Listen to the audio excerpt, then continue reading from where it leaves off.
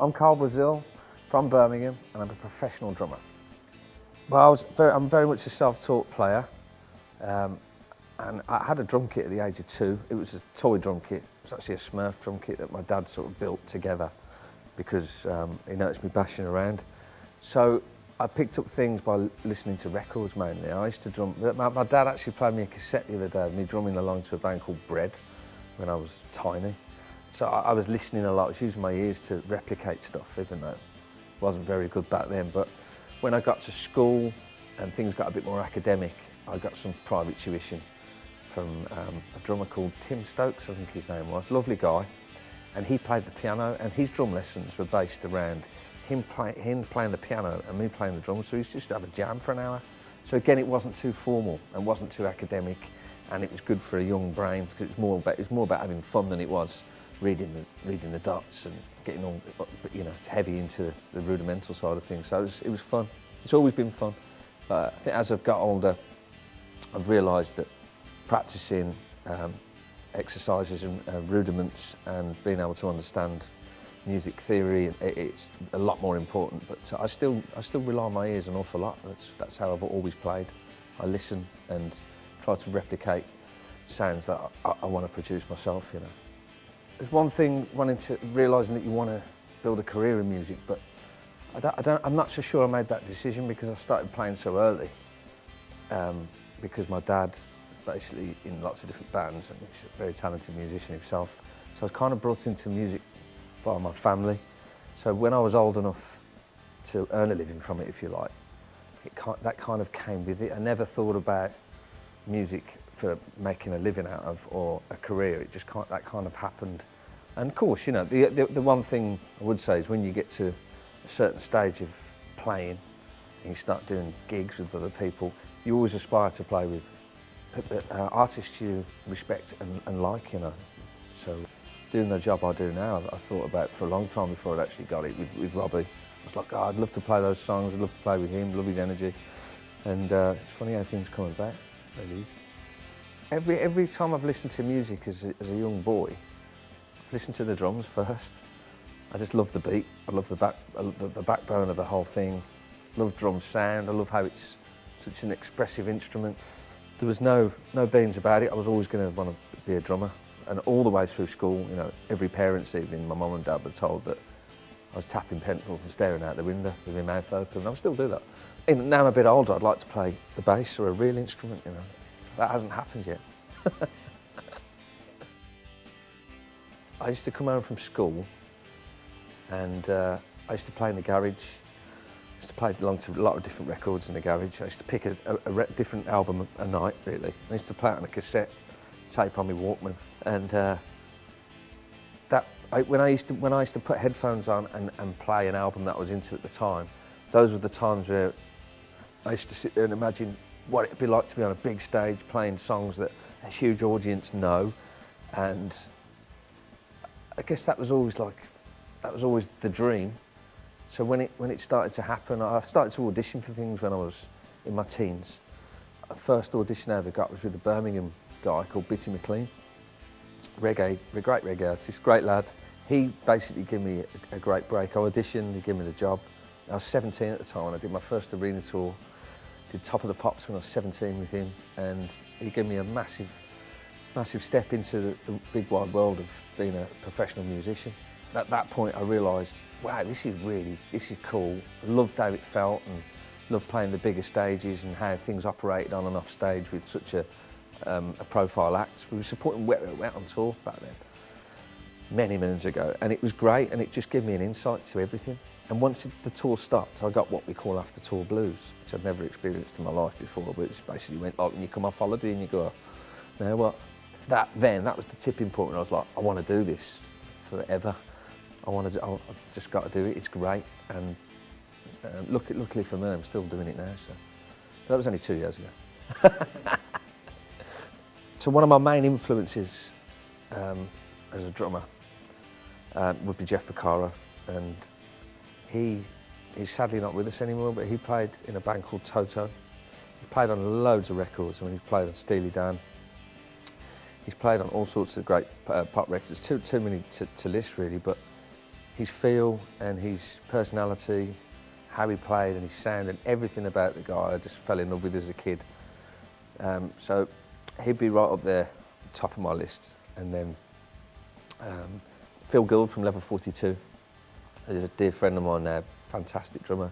He's a major influence to me, still is. I used to listen to him a lot when I was a kid. He's a left-handed open player, and I'm left-handed too, even though I play like this. But yeah, you know, those guys, listening to them as a kid just taught me an awful lot as a drummer. So yeah, major influences.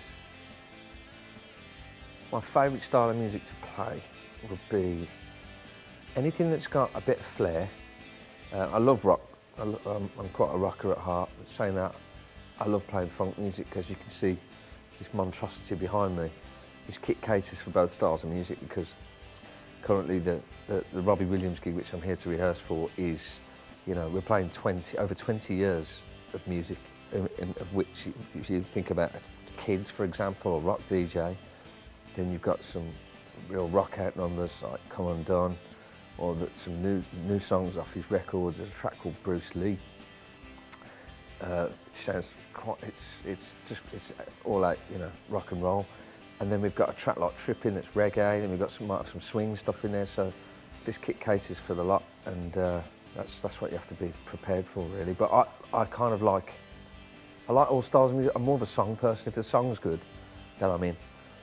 So anything really. I guess as a session drummer, it's my job, my duty to sort of have a handle on everything and not be too favourable to any particular style. If I could choose any gig to play on for one night, any artists, any time, there's probably a few. I'm going to say AC/DC, which is still possible, I suppose. I'd love to do a gig with the Eagles because they're great. They've got great songs. My father brought me up on the Eagles, so the songs are kind of embedded in me. Probably Tears for Fears. That's a very varied, wide range of gigs, but if you think about it, they've all got great songs, and I just love playing songs, love laying it down. I feel very grateful every day for the job I've got, and that I'm busy doing what I love. Because once I get on that kit, I pretty much forget about everything apart from what I need to do, and that's listening to click track, being dynamic, playing what's right for the songs. And I guess I always remind myself of when I was young that, you know, you do pinch yourself because every musician wants to have a nice gig and play nice venues and be in the idealistic environment with such a great band like this. So you can't not walk down the road with a bit of a spring in your step, thinking, no matter if you've got a cold or whatever, you still walk in and just feel really grateful. So I've still got a massive drive to do what I'm doing, and I think that'll always stay with me until I'm too old and my limbs can't hack it anymore.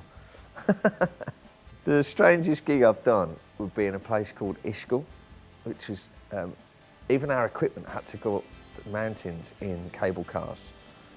It was pretty horrendous for the crew. When we got up there, it was like a blizzard happening. So we went on stage in full dicky bows and shirts to do Robbie Williams' Sex. At that time, we were doing quite a lot of swing, big band music.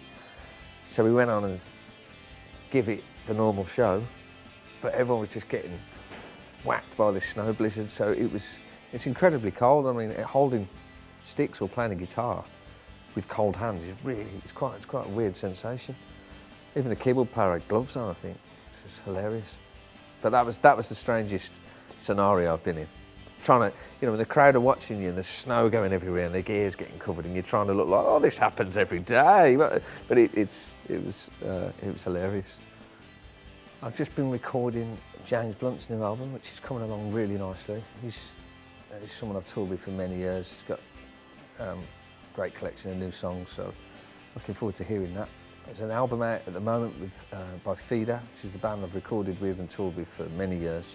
It's an album called Albright Electric. It's, I think to this date, it's my most proudest record because of the drum sound and it's rock. And I loved it was a very creative process, and I'm really happy with all the parts I came up with. Yeah, that's out right now on iTunes actually, which is going. I believe it's number 7 in the UK charts at this moment, which is great.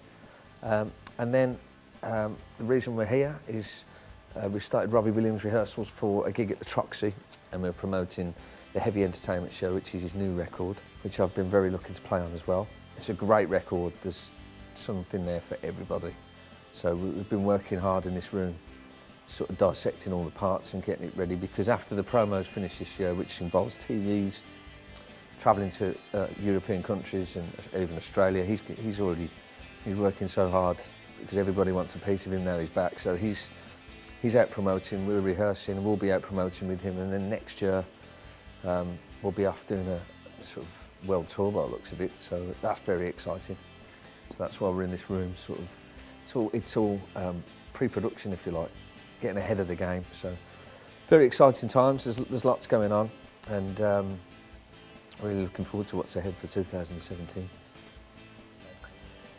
Advice for young musicians, which this is $1 million question. I mean, the only thing I would say, you know, there's no strategy or specific advice to get a good gig, but I would say to just be really good at what you do, be the best you can be, and enjoy it. Do it for the enjoyment, because if you're thinking about it as a business at first, then it's kind of the wrong way around for me. If you're just really good at what you do, you're passionate, you're fun to be around, and you get on with people, then the music business is a huge place of opportunities that you never know what's around the corner, really, but that's kind of what I've always enjoyed about it. And if you are good at what you do, I think word gets around, you get discovered somehow. I love hearing that. Even now, you know, we all hear about different musicians that are about, or have you heard so-and-so, this young guy, he's a great player. That's how things happen. So I always used to say yes to, I still do, as much as I can do, and just really enjoy what you do, you know, be passionate about what you do, and things just kind of happen for you, I think, if you feel like that.